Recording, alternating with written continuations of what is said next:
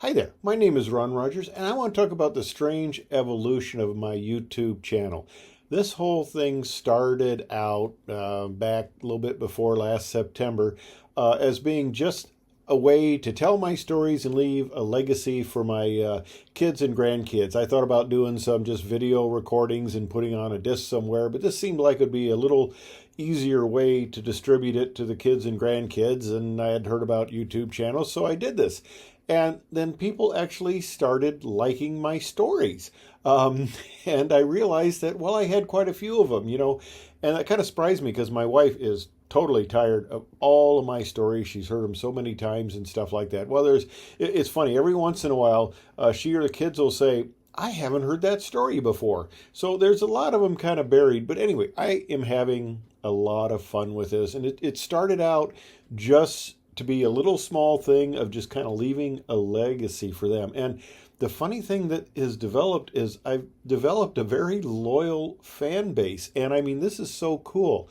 I've got a bunch of repeating fans who make comments very often, and I really appreciate that, and I enjoy having a conversation with them or anybody who wants to comment because I really get a lot out of it. Now, I do a lot of these videos, and yeah, I make mistakes. I probably make one at least small, hopefully only small mistake per video. But boy, if I make a mistake, I find out really quickly that I made a mistake. But that's good. That's good. And there is a wealth of knowledge out there, and people have personal stories relating to some of these situations, especially some of the accident investigations and when I discuss those. And I like to talk, I mean, I go back 50 years. I like to talk about some of the early accidents and how they led to safety improvements we have today. And a lot of the systems are antiquated in that, but I mean, back in the day, there was very poor data recording of any sort. Cockpit voice recorders didn't exist. The systems were extremely crude and took a pretty good flight engineer to operate, and they could get you out of trouble or they could get you into trouble. And I just enjoy some of those stories and how a lot of these safety things develop. And one thing, like I said, I love the comments. I love the fan base that's developed. I read each and every comment. If I miss your comment, I'm sorry, because sometimes it'll take a couple of hours in the morning. It's one of the first things I do is go through the comments because I just love reading them. And I'm going to get a little bit better responding to them because I think that's very important. But I've still got a lot to learn about this channel. And people have made some really good suggestions about that aspect, the organically growing the channel, the aspects of production and quality and just how to do things. And I'm learning, and it's fun. There's a lot of really great aviation channels out there, and it's kind of fun. I'll see some of these channels, and they've been around for years. I'm still a new guy, but these have been around for years, and I'll go back and I'll look at how they started, and I go, yep, they're a lot like me. They started out pretty crudely, and but some of them have developed just fantastic production skills, and hopefully I can get to that. It's quite a learning process because that's not been my background. I've been a pilot and an engineer. I've not been a video producer, so I'm having fun learning even at my advanced years here. I'm really enjoying it. I'm surrounded right now by 4 computers that I do for stock trading and stuff like that, and keep track of finances and that. So I try to be computer literate. In fact, my very first computer that I ever messed with had vacuum tubes. I think there were 6811 was the number of the vacuum tube. And it was a single flip-flop. I digress. Okay, here I digress. That was a funny thing, too. People talk about, that kind of became a catchphrase, and then a couple people said, why don't you make some shirts and stuff like that?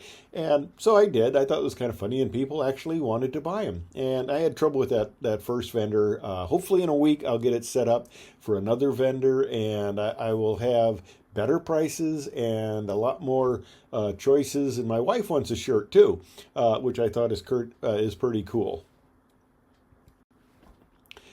Now, one thing I enjoyed, that's my biplane there, and 727 is one of my favorite aircraft, and KR is my wife's initials, Chris Rogers. But I love it when people suggest I talk about something.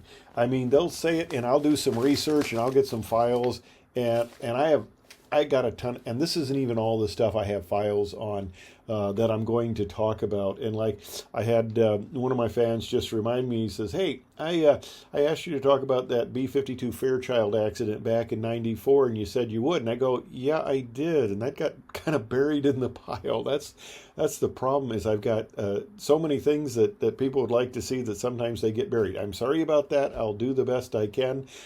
It takes a while to research these and put together. I was doing actually one a day, and that was getting almost overbearing.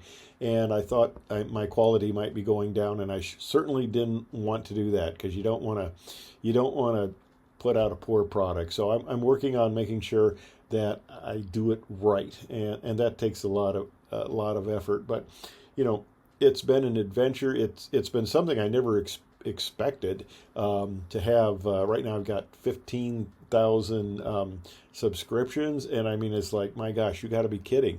But that's just fun, and I'm having a fun time with it. So hang in there. I've got a lot of stories to come. I hope you will find them interesting, and I hope you will come along with this adventure with me, and I enjoy it. And one thing that's really cool is just interacting with all the people who take the time to make comments. It's like there's a community out there, and I'm going to be up at Oshkosh this year with my son, and I'm going to do some filming and stuff, and I've got a lot of suggestions of what people like.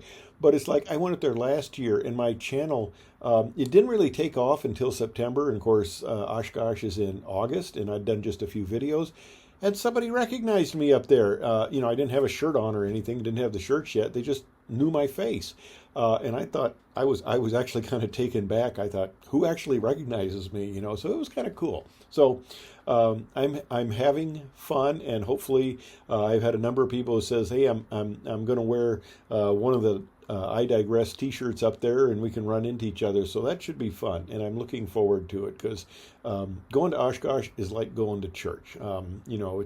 It's just a bunch of like-minded people who love aviation, all aspects of aviation. It's absolutely amazing, and it's just a wonderful time. If you haven't been there, it's something very worthwhile doing. I'm digressing, but if you haven't been there, it's worthwhile doing, and I will try to give you kind of an insights on some of the stuff I like about Oshkosh, parts of it, and I'll put those films out, those videos. So anyway, thanks for coming along. I really enjoyed it. It's been a lot of fun. It's been heartwarming. I love the community. I love the interaction.